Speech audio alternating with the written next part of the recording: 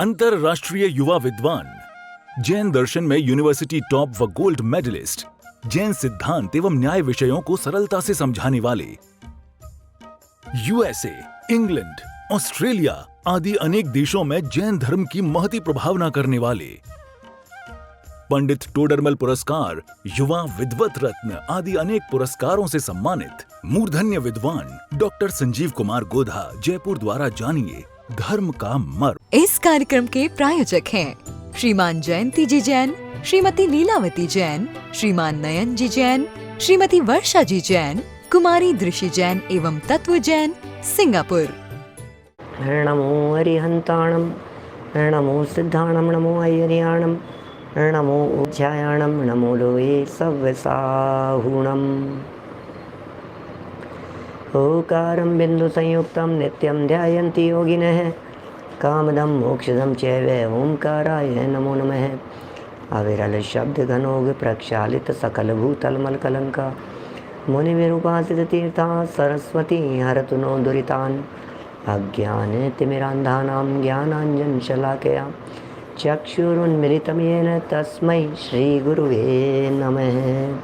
श्री परम गुरुवे नमः। परम्पराचार्य गुरुवे नमः। सकल कलुष विध्वंसकं श्रेयसां परिवर्धकं धर्म संबंधकं भव्य जीव मन प्रतिबोधकारकं पुण्य प्रकाशकं पाप प्रणाशकमिदं शास्त्रं श्री संयम प्रकाशनाम ध्येयम्। अस्य मूल ग्रंथकर्तारे श्री सर्वज्ञ देवास्तदुत्तर ग्रंथकर्तारे श्री गणधर देवा प्रतिगणधर देवा तेषामस्तुसारम साध्य आचार्य श्री कुंद कुंदामनाय आचार्य सूर्य सागरेण विरचितं श्रोतारः सावधानतया शृण्वन्तु। मंगलम भगवान वीरो मंगलम गौतमो गणी, मंगलम कुंद कुंदाद्यो जैन धर्मोस्तु मंगलम। सर्वमंगल मांगल्यम सर्वकल्याणकारिकम प्रधानम सर्वधर्माणां जैनम जयतु शासनम, जैनम जयतु शासनम, जैनम जयतु शासनम।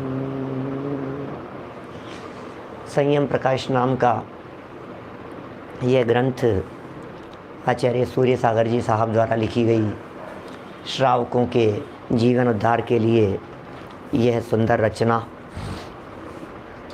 यहाँ हम विविध प्रकार के व्यसनों की चर्चा करते हुए कल तक एक ऐसे व्यसन की चर्चा कर चुके हैं जो वर्तमान समय में बिल्कुल अनुपयुक्त जैसा दिखता है, जिसका नाम था शिकार। हमें ऐसा लगता था कि आखिर इस शिकार नामक व्यसन की वर्तमान में तो कुछ ज़रूरत नहीं होनी चाहिए। ऐसा लगता था कि इस शिकार की चर्चा ही नहीं होनी चाहिए। लेकिन जब हमने उसके व्यावहारिक प्रयोग देखे तो हमें ऐसा लगा कि हम लोग भी तो शिकारी हैं, घर घर में शिकारी बने फिर रहे हैं। जहाँ देखो वहाँ शिकार करते हुए लोग दिखाई दे रहे हैं। न सही बड़े बड़े सैनी पंचेंद्रिय जीवों का, लेकिन छोटे छोटे से जीवों का सही शिकार तो हो रहा है। 4 इंद्री का हो रहा है, 3 इंद्री का हो रहा है, कॉकरोच जैसे जीवों का हो रहा है, छिपकली जैसों का हो रहा है, चूहों का शिकार हो रहा है। ये अनजाने में न मालूम कितने कितने प्राणियों के शिकार हम लोगों के माध्यम से हो रहे हैं। यदि उनसे हम बचने की कोशिश करेंगे तो ज़रूर हमारा जीवन निर्मल बनेगा। इसलिए हमें कोशिश यही करनी चाहिए कि चाय का प्याला पी कर के उसे सिंक में ना रखें। कोशिश यही होनी चाहिए भोजन करते समय यदि हमारे हाथ से कुछ अन्न के दाने नीचे गिर गए हों तो हम उन्हें तुरंत नीचे से उठा लेवें, नहीं तो वहाँ आने वाली चींटियों के हत्या का पाप हमें ही लगने वाला है। ये प्रमाद का पाप है, ये असावधानी का पाप है, ये अयत्नाचार का पाप है। ये कोई छोटा पाप नहीं है। माने इस पाप को भी हमें बड़ा पाप समझना चाहिए। बचने की बात है, जितना बच सकें उतना बचने का हम प्रयत्न करते रहें। और भी जितनी जितनी बातें हमने बतलाई थी चाहे वो कॉकरोच को ऊपर से फेंकने संबंधी बात हो, चाहे मकड़ियों के जाले हटा करके उन्हें जान से मार देने वाली बात हो, चाहे सर में उत्पन्न होने वाली जुओं की चर्चा हो, या फिर छिपकलियों को घर से निकाल देने वाली बात हो, या चूहों को किसी पिंजरे में बंद कर उनके घर परिवार और परिवार के सदस्यों से 100, 200, 400 मीटर दूर छोड़ करके आने वाली बात हो। ये सब बातें बहुत सावधानी योग्य है और बहुत सावधानी ही हमारे को रखनी चाहिए, है ना। तो अब हम यहाँ बात कर रहे हैं आगे, आज एक और परिचय के संदर्भ में, एक और व्यसन के संदर्भ में, जिस व्यसन का नाम है चोरी। व्यसन शब्द वास्तव में आदत के अर्थ में प्रयुक्त होता है। वे सारी खोटी आदतें जो हमें गलत कार्य की तरफ उन्मुख करे, वो व्यसन कहलाता है। इसमें चोरी भी एक व्यसन है। व्यक्ति ज़रूरत के लिए चोरी करता हो ऐसा नहीं है, चोरी करने की एक आदत भी पड़ जाती है, हैबिट हो जाती है। व्यक्ति ऐसी आदत पड़ जाती है, चोरी देख देख करके ही भाव बिगड़ जाते हैं। माने कहीं ऐसा न हो जाए कि किसी पदार्थ को देखकर हमें चोरी करने के भाव न आ जावें, इसलिए होते हैं। कभी कभी ऐसा भी समझ लीजिए आप, हमारे पिताजी ऐसी बात भी कहते हैं कई बार कि बेटा ये जो ताले लगते हैं, ये ताले चोरों के लिए नहीं लगते, क्या ये ताले तो साहूकारों के लिए लगते हैं, सज्जनों के लिए ताले लगाए जाते हैं। क्या माने चोरों के लिए ताले नहीं लगते का अर्थ ऐसा है कि चोर चोरी करने के लिए आएगा तो ताले तोड़ करके चोरी करके ले जाएगा, लेकिन खुला ताला देखकर, अलमारी खुली देखकर शरीफ सज्जन व्यक्ति के परिणाम न बिगड़ जावें, इसलिए तालों की ज़रूरत है। कहीं ऐसा न हो जाए जब माल पड़ा हुआ सामने दिखाई देता है तो नीयत बदल जाती है शरीफ लोगों की भी, इसलिए ज़रूरत है। चोर तो सूने मकान को देख करके ताले तोड़ करके ले जाते हैं, वो तो चोरों की बात हो गई। खैर देखिए, ये चोरी करना एक आदत जैसी हो जाती है, एक व्यसन हो जाता है, लत लग जाती है। आपने ऐसी कहानियाँ बचपन में सुनी होंगी जिनमें इस प्रकार की बातें कही जाती है कि बच्चा पहले दिन चोरी करके लेकर के आया, जब स्कूल से किसी और की पेंसिल लेकर के आया, जब वो बच्चा स्कूल से किसी और का रबर शार्पनर उठा करके लेकर के आया, चोरी करके लाया, और माँ ने उसे नहीं डांटा तो एक दिन वो बड़ा चोर बनकर जेल में चला जाता है। और फिर जब माँ उसे आकर के संभालती है तो माँ के ही चांटा लगाता है कि माँ, तुमने यदि मुझे पहले दिन ही टोक दिया होता तो आज मैं इस हालात में नहीं होता, मेरी इस जगह पर पहुंचने की जिम्मेदार तुम हो। माने जब यह व्यक्ति एक जगह चोरी में सफल होता है तो फिर इसका हौसला बढ़ता है, फिर दोबारा फिर करता है, फिर हौसला बढ़ता है, फिर करता है, फिर हौसला बढ़ता है। एक न एक दिन उसे पकड़ में आना ही है। लेकिन ये जो हौसलों की बुलंदी है, इसके पीछे यदि कोई कारण है तो वो है ये चोरी नाम का व्यसन, लत लग गई है। ये सब चीज़ें इसी तरह की है। जैसे जुआ खेलने की बात कही तो ये लत लग गई, क्या लत लग गई जुआ खेलने की। शराब पीना है, बोले लत लग गई, आदत पड़ गई उसकी। ये चोरी की चर्चा नहीं है। एक चोरी है पाप और एक चोरी है व्यसन। चोरी नाम का पाप और चोरी नाम के व्यसन में क्या फ़र्क है बताइए। चोरी पाप भी है और चोरी व्यसन भी है। मैंने इसको क्यों व्यसन में अलग से शामिल किया जब चोरी में था? और यदि चोरी और व्यसन एक ही बात है तो हम पूछते हैं हिंसा क्यों नहीं व्यसन में है, झूठ व्यसन में क्यों नहीं है, परिग्रह को व्यसन में क्यों नहीं रखा? क्या समझ में आ रही है बात? कुशील सेवन को तो रखा है पर स्त्री सेवन के नाम पर, लेकिन चोरी को दो जगह पर रखने के पीछे क्या हेतु है? यही हेतु है।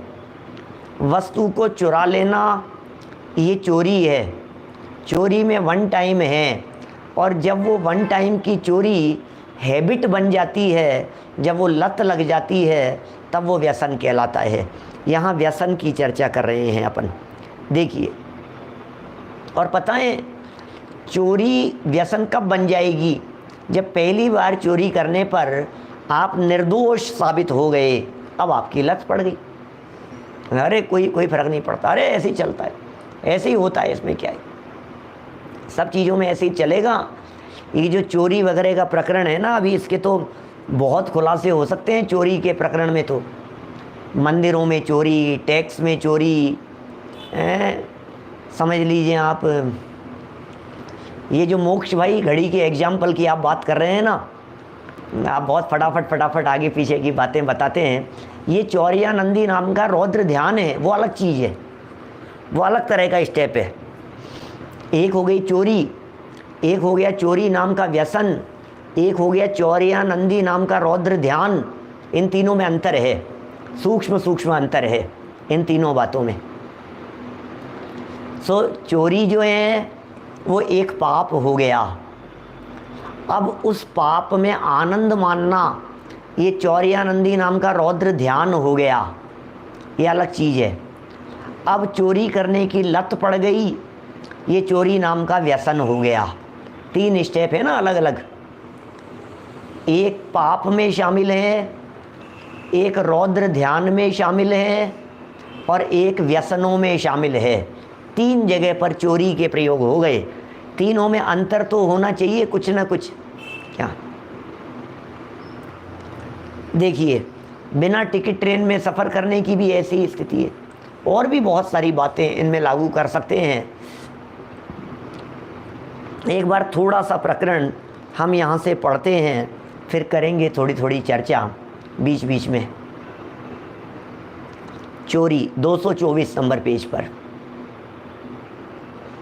संसार में धन एवं संपत्ति को भी प्राणी प्राणों से अधिक प्यारी समझता है।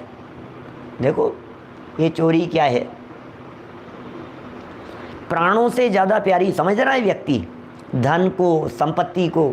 अरे भाई साहब, कोई चीज़ चले कैसे जाए, ऐसा लगता है जैसे प्राण निकल गए हों अपने। एक मोबाइल चोरी चला जाए तो ऐसे लगता है जैसे प्राण ले लिए हों किसी ने।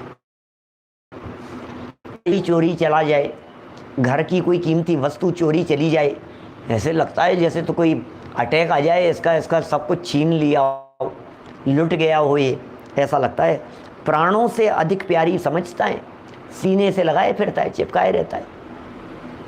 जिस प्रकार प्राण त्याग में कष्ट समझता है, वैसे ही अथवा उससे भी अधिक कुछ अधिक द्रव्य के विनाश में कष्ट मानते हैं। माने प्राणों के हरण करने में जैसा कष्ट समझता है, मर जाऊंगा उसमें जैसी तकलीफ़ होती है, उससे भी कुछ अधिक कष्ट द्रव्य के विनाश में मानता है, वस्तु के चले जाने में। क्या चोर दूसरों की पड़ी हुई, चोर क्या काम करता है? अब चोरी की परिभाषा है एक प्रकार से, दूसरों की पड़ी हुई, एकांत में रखी हुई, बिना दी हुई वस्तु को उठा लेता है। ये चोरी का काम है। क्या करता है?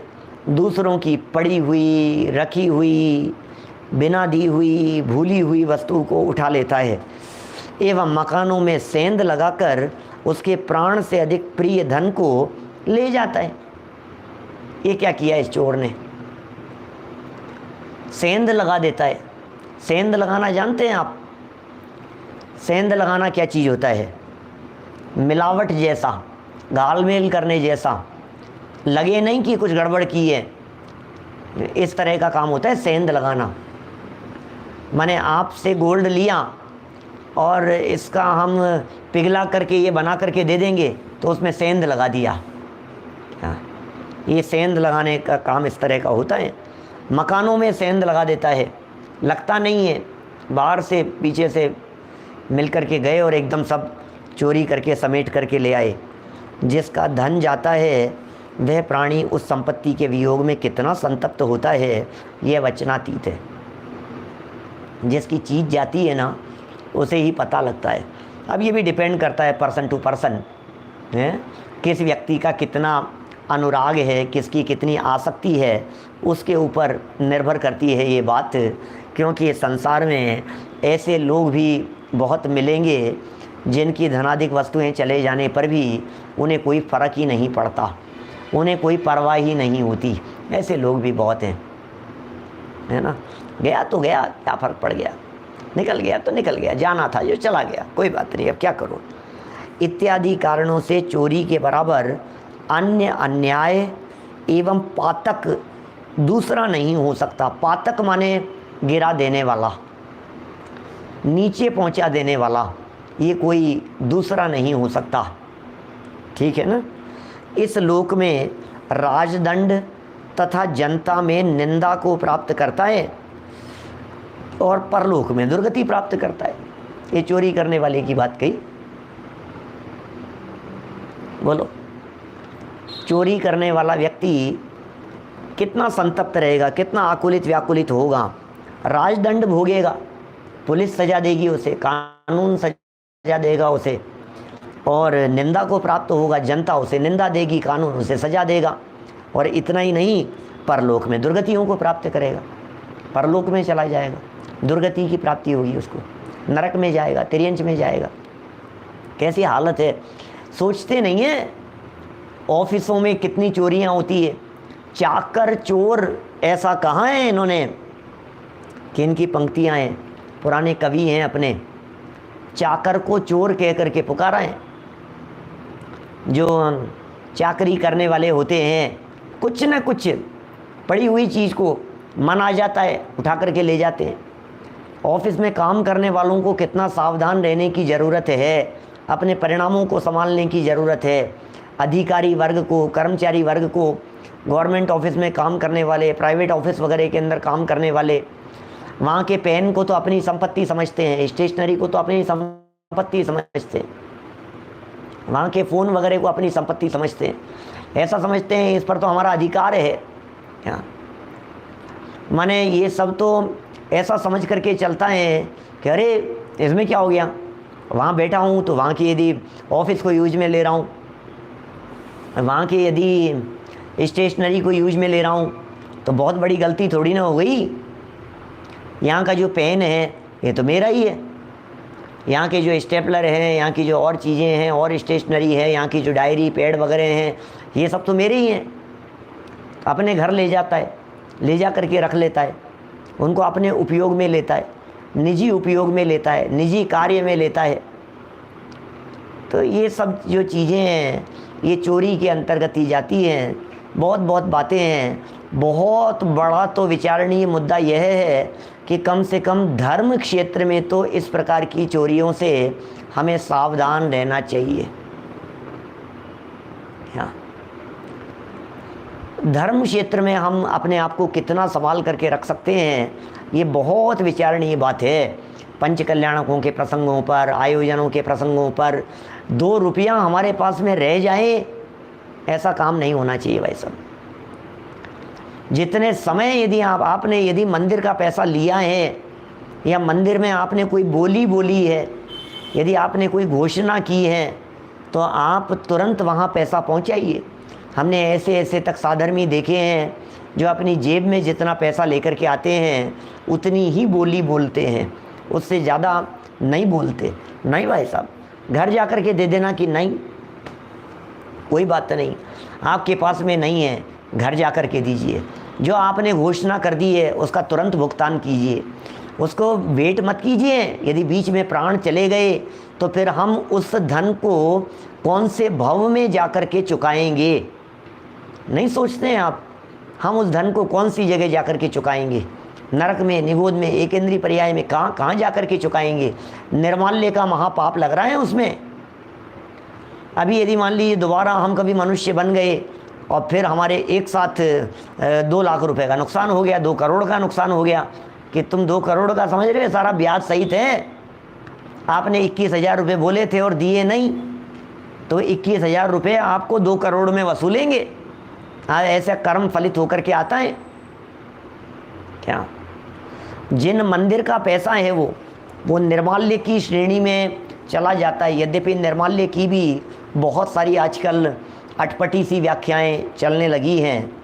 वैसे सैद्धांतिक तौर पर तो जो मंत्रोच्चार पूर्वक जो सामग्री चढ़ाई जाती है उसको उपयोग में नहीं लेना चाहिए, वही निर्माल्य है। लेकिन मंदिर का पैसा, मंदिर की चीज़ें, मंदिर की चौकियाँ, मंदिर की दरियाँ, मंदिर के सामान, उन्हें क्यों उपयोग में लावें अपन? निजी उपयोग में उन वस्तुओं को क्यों लिया जावे? ये सब बहुत विचारणीय बातें हैं। और गजब की बात कहूँ आपको, जिन मंदिर निर्माण करने में, पंच कल्याणक कराने में, आयोजनों में और उसके निर्माण वगैरह में ज़मीन पर कब्जा कर लेना, ज़मीन पर कब्जा करके मंदिर बना लेना, अरे अरे उस मंदिर से क्या प्रभावना होगी? जो मंदिर ही चोरी की नींव पे खड़ा हुआ है, चोरी की नींव पर खड़ा हुए मंदिर से क्या परिणाम होंगे और क्या प्रभावना होगी? विचारणीय बात कह रहा हूँ बहुत आपसे। पंच कल्याणक प्रतिष्ठा महोत्सव बनाया हमने, क्या बताएं भाई साहब, प्रमोद जी भाई साहब क्या बताएं, किस किस की हाल बतलाएं और किस किस की चर्चा करें। अभी पंच कल्याणक प्रतिष्ठा महोत्सवों में बिजली चुरा ली, सरकार की बिजली चुरा ली हैं, उसकी जेब में कुछ रुपए डाल दिए, अरे तू चलने देना कोई बात नहीं, 1000-2000 उसकी जेब में दिए और हो गया। सरकारी ज़मीन थी, कब्जा कर लिया उसके ऊपर, घूस खिला दी, ये कर लिया। अरे भाई क्या क्या कर रहे हो आप? ये जिन मंदिर हैं, ये धर्मायतन हैं, यहाँ तो ईमानदारी से होना चाहिए। एक एक पैसा ईमानदारी और सच्चाई का लगना चाहिए। हर जगह पर बेईमानी का पैसा नहीं लगे। इसीलिए आज मंदिरों में प्रभावना क्यों नहीं हो रही है? आज जिन मंदिरों में वो शांति क्यों नहीं मिलती है? आज जिन मंदिरों में उस तरह की प्रभावना के कार्य क्यों नहीं हो पा रहे हैं? क्योंकि वो विशुद्धि नहीं है, वो विशुद्धि नहीं बची है। क्या बोलो? गुरुदेव और सुमत जी भाई साहब का प्रसंग बतला रहे हैं। ऐसा होता है भाई साहब, बहुत जगह इनका फल जरूर आएगा। अरे बहन श्री का एक बोल है इस तरह का कि यदि परिणाम का फल नहीं मिले, अपने इस पाप का फल नहीं मिले, तो 14 ब्रह्मांड को शून्य होने का प्रसंग आवे। फल कैसे नहीं मिलेगा? कर्म का फल नहीं मिलेगा तो फिर कहाँ जाएगा? क्या बोलो? यदि कर्म का फल नहीं मिलेगा तो कहाँ जाएगा? इसलिए कितना विचार करना है हमारे को इस कर्म के बारे में, कर्म के फल के बारे में, उदय के बारे में, अपनी सावधानियों के बारे में। हमें दुनिया से मतलब नहीं है कौन क्या कर रहा है, कौन क्या चुरा रहा है, लेकिन हम उसकी अनुमोदना नहीं करते, हम पाप की अनुमोदना नहीं करते। हम बिना टिकट सफ़र करने की अनुमोदना नहीं कर सकते, हम मंदिर के माल को घर में उपयोग करने की अनुमोदना नहीं कर सकते। अरे हमारे पास तो यदि कोई व्यक्ति यह कहता है कि मंदिर की ज़मीन है, पंडित जी मंदिर तो उठ गया, उठा लिया गया, सस्ते में मिल रही है, खरीद लूँ क्या? तो हम यही कहेंगे मंदिर की ज़मीन खरीदने का भाव क्यों आ रहा है तुम्हारे को? मत खरीदो, मंदिर की ज़मीन मत खरीदो। जिस जगह पर वेदियाँ बनी हुई थी, जिस जगह पर भगवान विराजमान हुए थे, उस जगह को हम खरीद करके हमारे भोगों के काम में लेंगे, ये काम हमसे नहीं हो सकता है। उसको तोड़ो मत, उसे तोड़वाओ मत। छोटी छोटी सी बातें हैं जो जीवन निर्माण के लिए है। प्रसंग तो चोरी का चल रहा है, लेकिन ये सारी बातें भी कहीं ना कहीं चोरी से ही रिलेट करती हुई सी दिखाई देती है। क्या गोपाल दास जी बरैया साहब ने तो पहुंचने के बाद टिकट खरीदा था भाई साहब। कहाँ मिलेंगे ऐसे व्यक्ति? चाणक्य जैसे व्यक्तित्व कहाँ मिलेंगे भाई साहब आज के समय में? एक से एक महापुरुष हुए हैं इस धरती पर। मंदिर के चावल खरीद लेना, नारियल खरीद लिए जाते हैं, मंदिर के नारियल मंदिर वाले दुकान वाले को बेचते हैं, या मंदिर वाली से ही खरीद लेते हैं कम पैसे के अंदर नारियल। मंदिर में विधान हुआ था, नारियल चढ़े थे और उन नारियलों को अपन ने वो मंदिर वाली से आधे कीमत में खरीद लिया। इस कार्यक्रम के प्रायोजक हैं श्रीमान जयंती जी जैन, श्रीमती लीलावती जैन, श्रीमान नयन जी जैन, श्रीमती वर्षा जी जैन, कुमारी दृषि जैन एवं तत्व जैन, सिंगापुर।